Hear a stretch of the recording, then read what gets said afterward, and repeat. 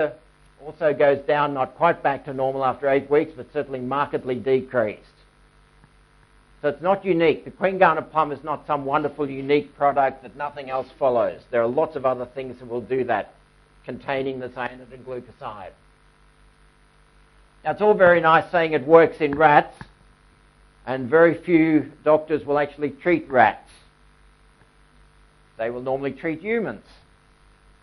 Now, the vets, that's something nasty about vets. Obviously, vets will treat a whole range of animals. And dogs and cats in the cities will be also markedly obese. We did a small trial. We ended up with, I'll get it right by the end, we ended up with 14 and 15, started with 99 people. And I thought, gee, that's a terrible ratio. And we talked to some of the clinical trials people, and they said, oh, that's fantastic. You got 30% of your patients, of the ones that agreed to actually come along. It takes a lot of time. And so the patients got either a raspberry cordial drink or the Queen Garnet plum juice. We should have used a placebo, but we'd have to define a placebo that tasted exactly the same as Queen Garnet plum juice but didn't have the active ingredient. We had no way of making one. So what we've called that is a trial of 2 different fruit products. That also tells you the English language is remarkably flexible. Calling raspberry cordial a fruit product is bending the truth. Look at the blood pressure over the 12 weeks. So these were mildly hypertensive, overweight patients.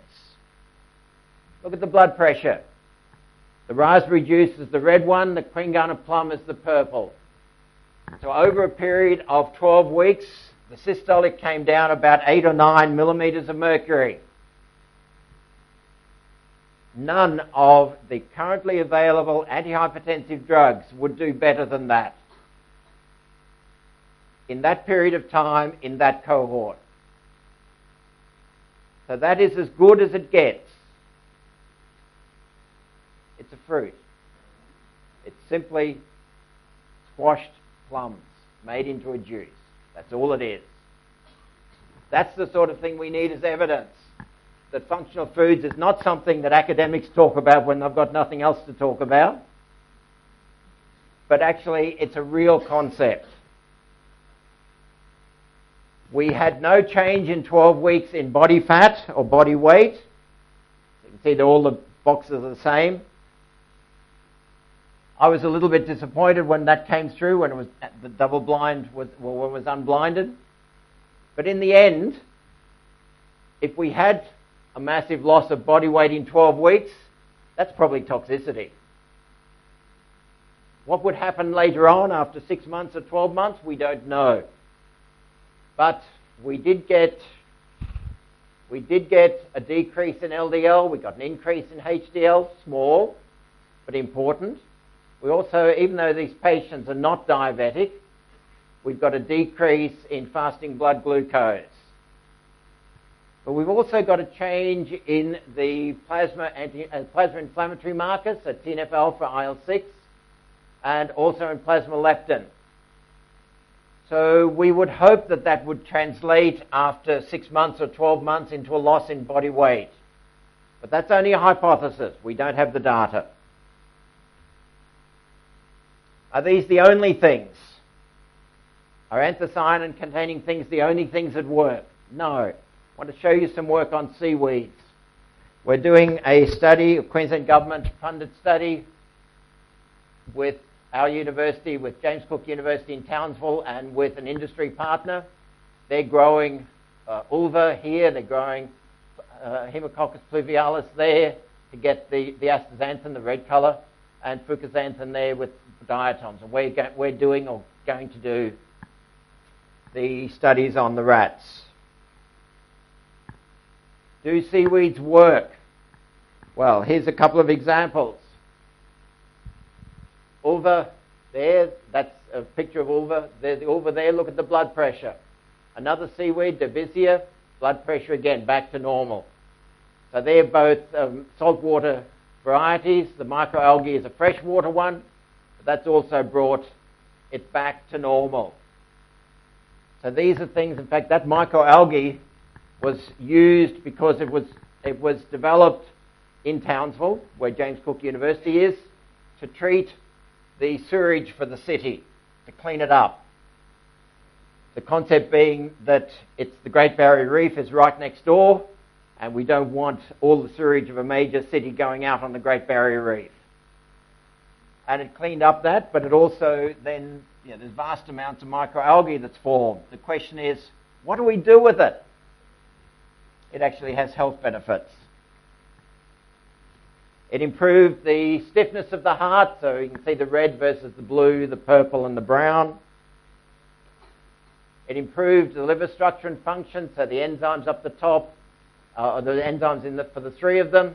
Also the histology, so the fat globules there, and they're certainly reduced, not as much with the Divisia, certainly more with the Ulva.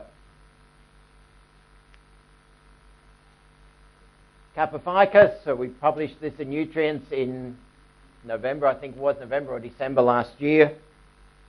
And again, the Kappa ficus, so the red one, red seaweed, can't see it real well, but the inflammatory cells are gone, the collagen deposition is markedly reduced, and the fat vacuoles are also markedly reduced. The reason I put that one up is also there. We've looked at the gut microbiome, which was mentioned this morning. So looked at the gut microbiome, and the bacteroides go down in the fat rats as in humans. This one also is a similar one that goes down in humans, and the Clostridia go up in humans. And the same thing happens in the fat rats. But look at the green ones there. So this is treating the fat rats with the red seaweed. I know it's green, but it's red seaweed. And look at the difference. That's brought all of those back to the control values. So it's possible to not only improve the obesity and the blood pressure and all the rest, but also change the microbiome in the gut, and therefore improve gastrointestinal function as well, and possibly function of the whole body. Second last slide. Thank you. I was at a talk at Anamalai at one stage, I think Dr. Sharma may have been there, when I was chairing and the person refused to stop talking. And I kept saying, it's time to go. And they said, 2 or more slides, and then sort of 12 slides later. It's only 2 or 3 more, 12 slides later. So I got up, walked over and took the microphone out of the lady's hand. She hasn't sent me a Christmas card since then. Is it possible to put these things into your diet? Having things as a capsule or a tablet and all the rest is nice, but that's a medicine. If we're looking at functional food, we're looking at food. The top corner, these pictures, by the way, are all taken from Google, a wonderful source of pictures. The one at the top corner is kokum juice. Could be anything, could be purple carrot juice, it could be plum juice. They're all going to work, except some of them we have the evidence and one we don't. The next one up there is a purple carrot soup with black cardamom. We've done the black cardamom. Hemant was from Sikkim, and therefore we got the black cardamom very cheap. It was a gift from his father, and that meant we could do the experiments. There's a whole range of different vegetables in there, including chickpeas. Australia is one of the major suppliers. In fact, the area we come from is one of the major suppliers of chickpeas to India. Well, at least it has been until the Indian government decided to put an extra cost on it. The different foods. The different foods there, that's actually with seaweed in it. Seaweed itself, a whole range of different fruits, and that can be with, that's with chia actually, but it could be with linseed as well. The range of fruits that can be grown and about which we have remarkably little information as to their health benefits. And then last but not least, every good meal should end with a very good coffee. And if we do have a very good coffee, does it have health benefits? Yes, it does. Marked improvement in cardiovascular structure, marked improvement in liver, and no change at all in obesity. So if you are saying, I have my coffee because it helps me control my weight, sorry, doesn't work. But all of those things, you don't have to have, what I'm saying is you don't have to have, live on a diet of purple carrots, one for breakfast, one for lunch, and one for dinner. You can actually have a remarkable variety of things in the diet that will together help reduce that inflammation, help reduce those effects, maybe on the bone as well. And so therefore, they can be accurately defined with evidence as functional foods. Thank you very much for your attention.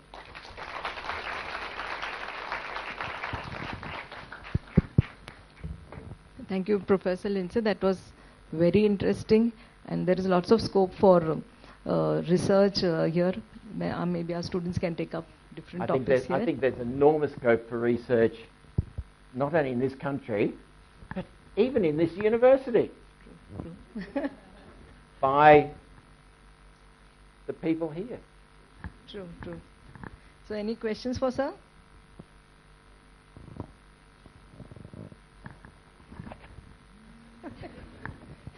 Sandeep?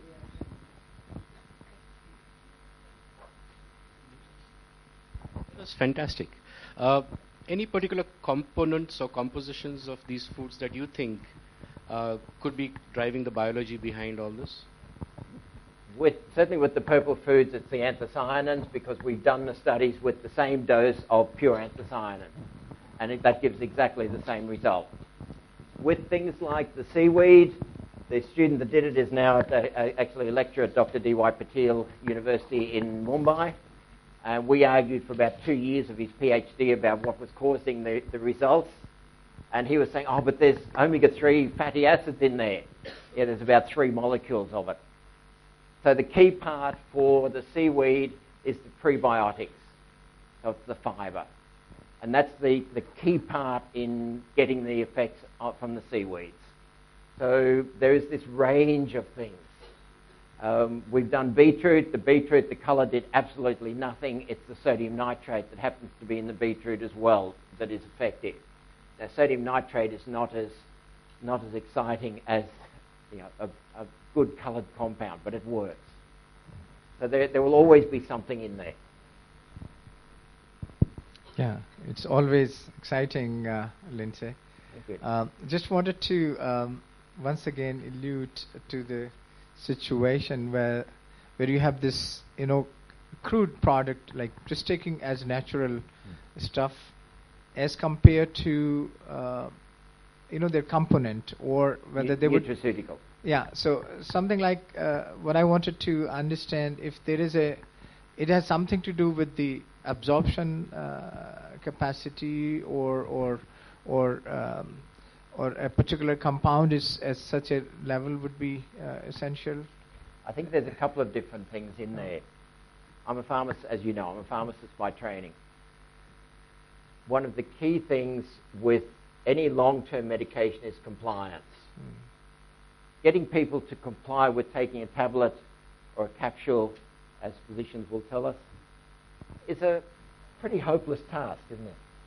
So if at the end of 1 year 60% of patients are taking their antihypertensive medication, even though if they know that if they don't take it they'll have a stroke, 60% is really a fantastic success. With food there's a chance of having much higher than that, because people are not seeing this as a medicine. They're seeing this as part of of their normal daily routine. And let's face it, we all need food. So I think that's one of the issues, is that compliance. The other issue is, in particular with things like fruit, we are getting the fibre that's in the fruit going with that. And so instead of getting a sugar concentration like this, a real sugar hit, it's actually going much more slowly to be absorbed. I think that sort of combination, so that better compliance, the better, the improved absorption, and then your active compound getting in as well, I think that's the key to it. Yes, I think both of those are the key. One thing, Professor Brown, here, this side. Sorry, I could hear the voice. You said something about the virgin coconut oil. Yes. Can you just add a note on it? How does it actually affect? What we're seeing with that is probably exactly the same as all the others, and that's a decrease in the inflammation. So that infiltration of inflammatory cells into different parts of the body simply doesn't occur. If those cells don't go in, they can't do any damage. Because one thing that we normally study here in Indian different regions, like Kerala region of India, they use coconut oil and coconut in every preparation. And they have the highest incidence of diabetes. And the biggest culprit there for heart disease is this coconut, their use of coconut. So how this thing can, be different? Good question, and I don't know the answer to that one. But we started on the coconut because of that paradox. And what I was expecting to see was actually the opposite. I was expecting to see things get worse. We've done the green cardamom also from Kerala, and that actually made things worse, made the liver function worse, not the black cardamom, the green one. And so I thought, the same thing would be happening with the coconut. And the results came out, and I was wrong. What fascinated me was the term virgin coconut oil. So far we know coconut oil, we don't know what is virgin coconut oil. Okay, this is produced in Fiji, and it's produced, the temperature never gets above 60 degrees in the production process. So that's why it's called virgin. Thank you so much. Any more questions for sir? So we can let them go. I request ma'am to felicitate Professor Lindsay Brown, sir.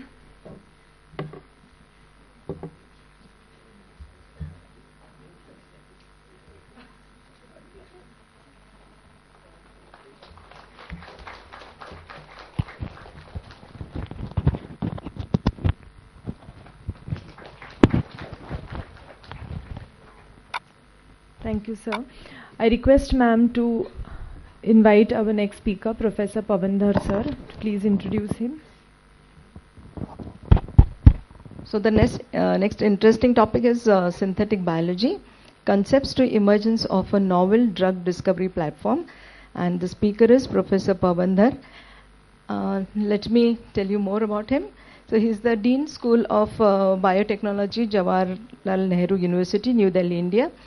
He has held senior scientific positions at the Shiv Nadar University, Symbiosis University, Pune, the RIKEN, Genomics Sciences Center, the Keio and Kyoto University of Japan, the Bioinformatics Institute of Singapore, and Manipal University, India. He has received his PhD in 1993 from the Banaras University, Varanasi, for his work on human genetics. Since 2010, Professor Dhar started offering synthetic biology courses in India, a first of its kind from this particular institute, and has sustained the momentum ever since. His work on making synthetic genes from non-expressing DNA sequences has led to the development of a globally recognized novel drug discovery platform that has potential to disrupt the existing discovery approaches. Professor Dhar serves on the external board of referees for the European Science Foundation, Task Force of DBT Genome Engineering and Applications, and Human Resource Development Committee of DBT. Welcome, sir. Thank you very much, ma'am.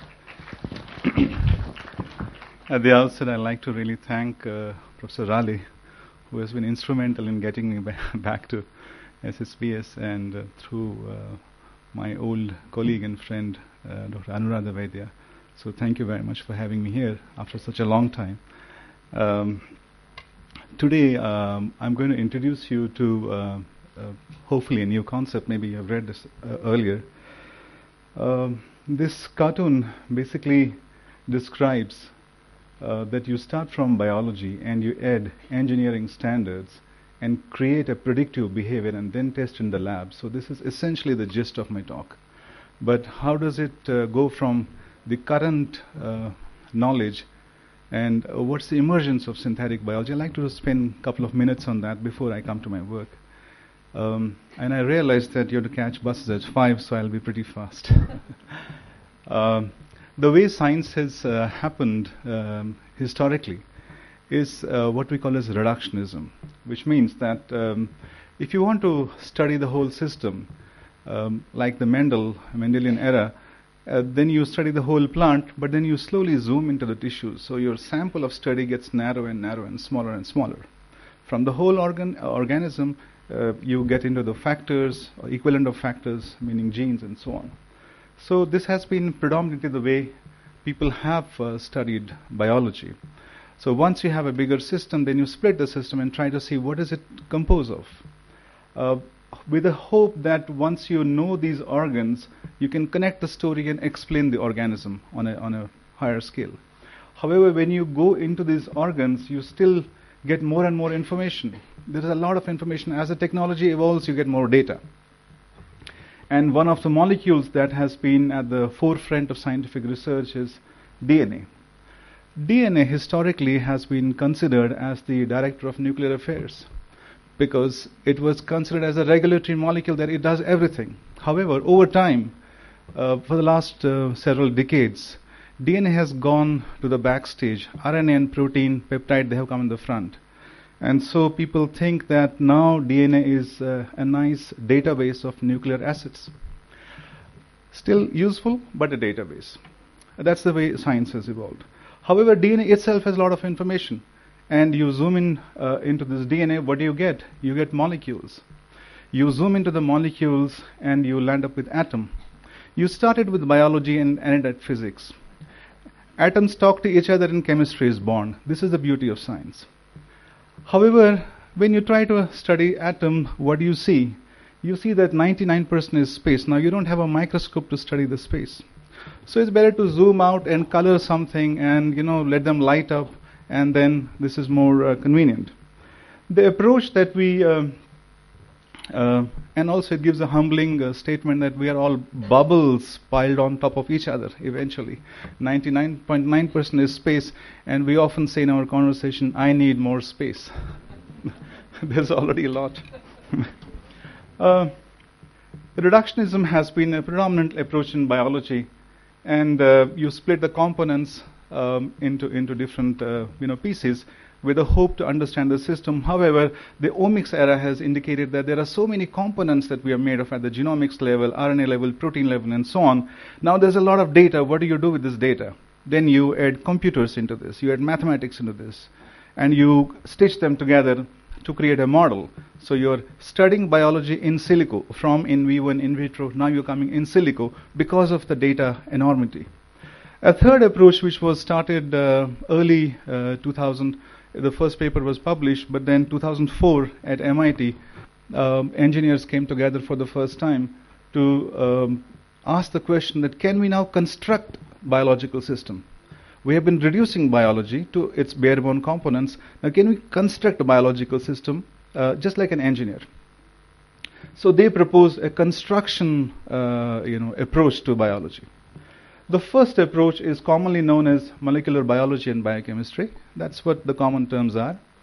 The second term is approach is known as systems biology, and the third one is called synthetic biology.